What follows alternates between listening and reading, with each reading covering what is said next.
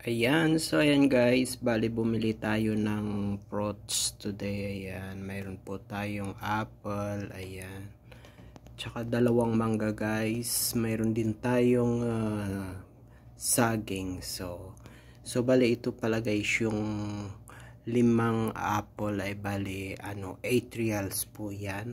At saka itong dalawang mangga guys, ayan.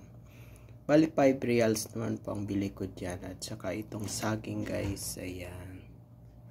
Yung saging guys ay hindi po yan made in Philippines. Bali Ecuador po yan kasi madalang na ngayon yung saging na galing ng Pilipinas guys. Kaya ayan na lang po yung binili natin. Ayan, made in Ecuador. Okay din naman siya, pero mas matamis po yung saging na galing sa atin guys. Ayan, at saka medyo masarap po siya yung saging na galing sa atin.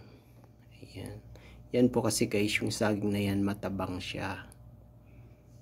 Ayan, so ayan po guys. At saka yung ating mangga ay galing ng Egypt. Ayan, so ayan lang po guys. Ayan, bali pang 5 days po yan. Ayan.